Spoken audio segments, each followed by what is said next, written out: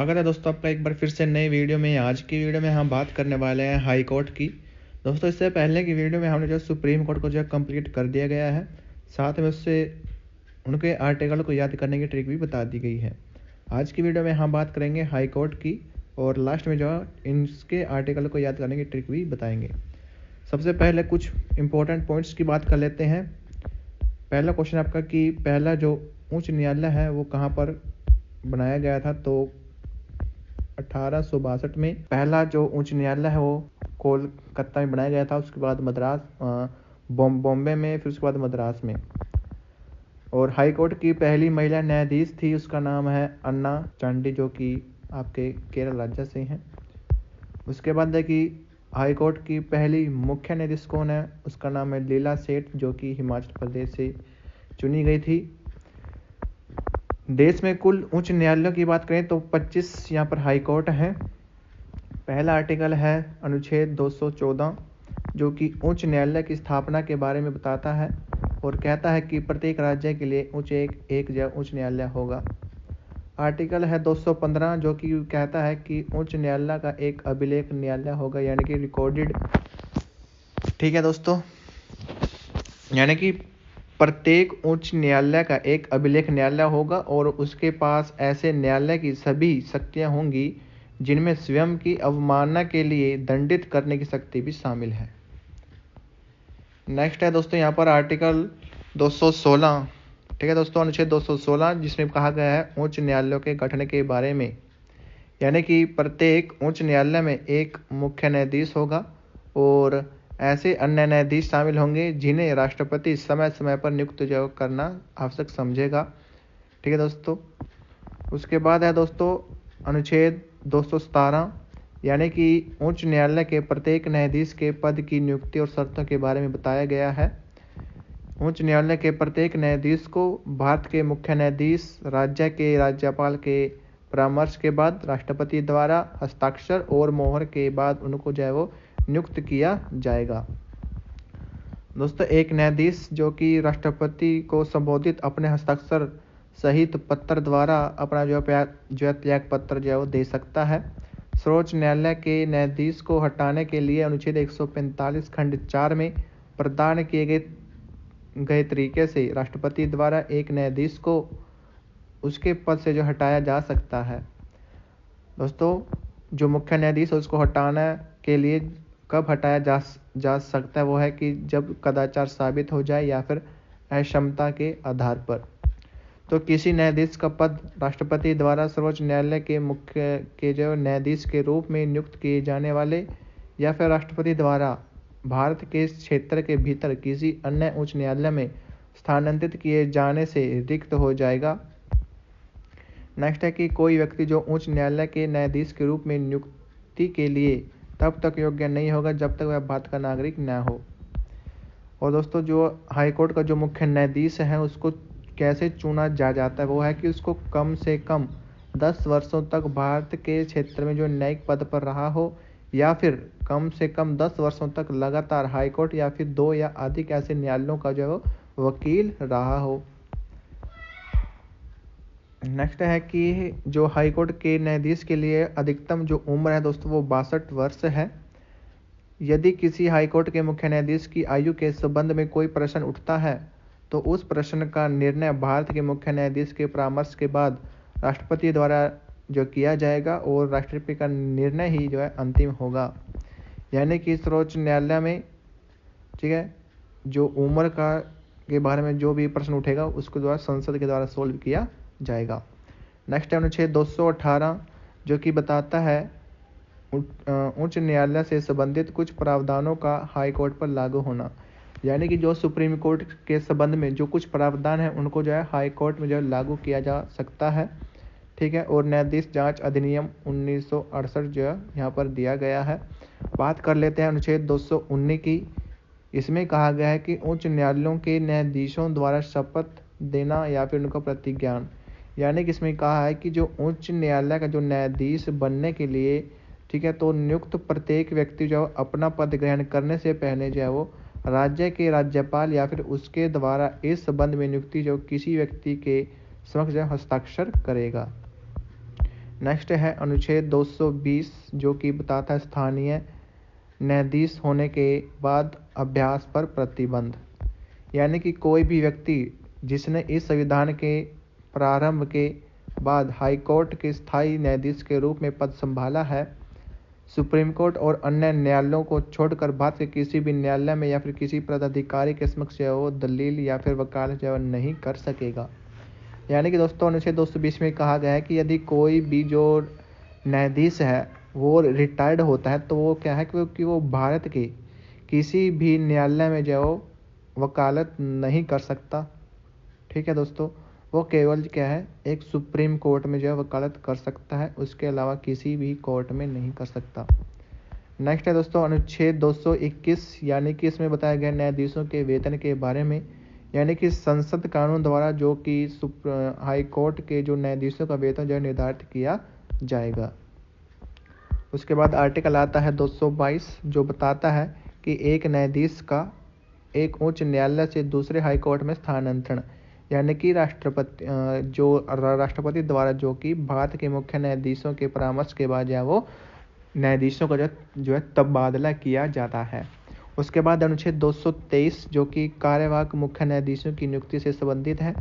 यानी कि जब किसी हाई कोर्ट के मुख्य न्यायाधीश का पद रिक्त हो या फिर जब ऐसा कोई मुख्य न्यायाधीश अनुपस्थिति के कारण या अन्यथा अपने कार्यालय के कर्तव्यों का पालन करने में असमर्थ हो, तो कार्यालय के कर्तव्यों का पालन अन्य में से किसी एक द्वारा जो किया जाएगा।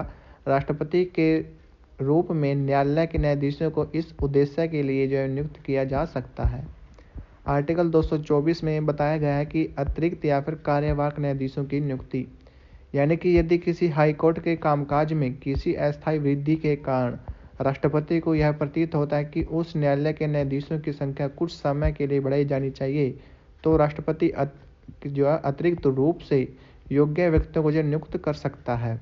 तो न्यायालय के न्यायाधीश ऐसी अवधि के लिए जो 2 वर्ष से अधिक न हो जैसा वह निर्देशित करेगा। यानी कि दोस्तों अगर हाईकोर्ट के कामकाज बढ़ जाएं तो उसको काम को हैंडल करने के लिए जो राष्ट्रपति है वो अन्य न्यायाधीशों की नियुक्ति जो है वो यहाँ पर कर सकता है।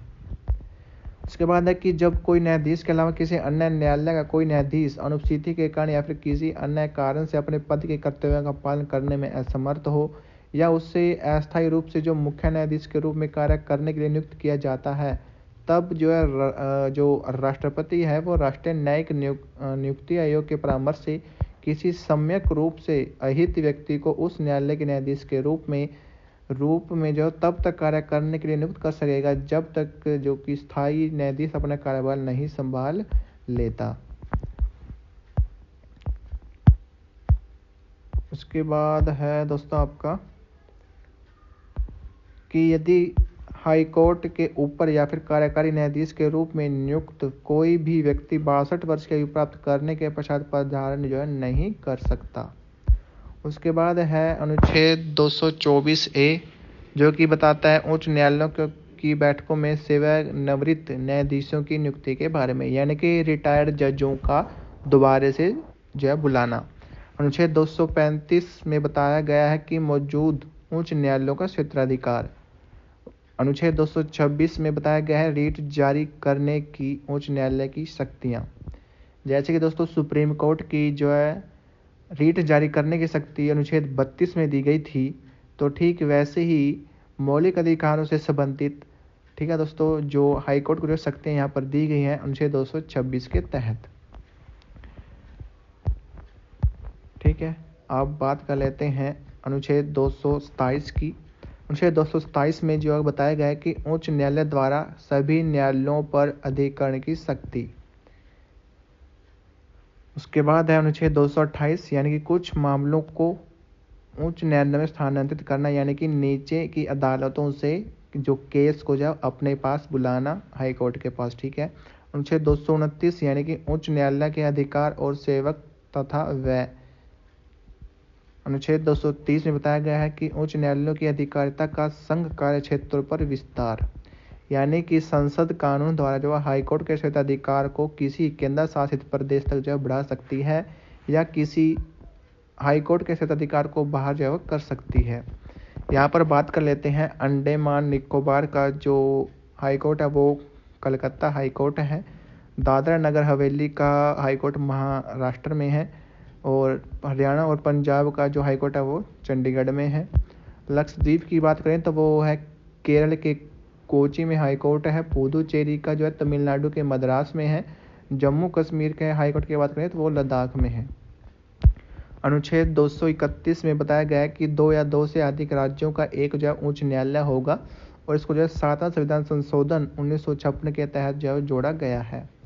जैसे कि महाराष्ट्र और गोवा का जो हाई कोर्ट है वो महाराष्ट्र है। अरुणाचल और नागालैंड, मिजोरम और असम का गुवाहाटी है।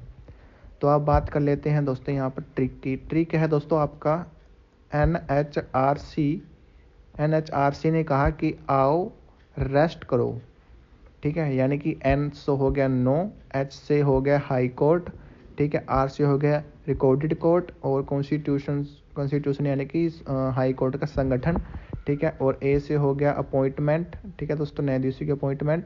और A से फिर से हो गया एप्लीकेशन ऑफ सर्टेन प्रीवियस जो कि आर्टिकल 218 में है। O से हो गया ओथ, आर्टिकल 229। आगे जी रिस्ट्रिक्शंस जो कि 220 में है। ई कैंसल है दोस्तों आपका। एस से है सैलरी यानी कि 221 में है सैलरी के बारे में और 222 में है ट्रांसफ़र से रिलेटेड।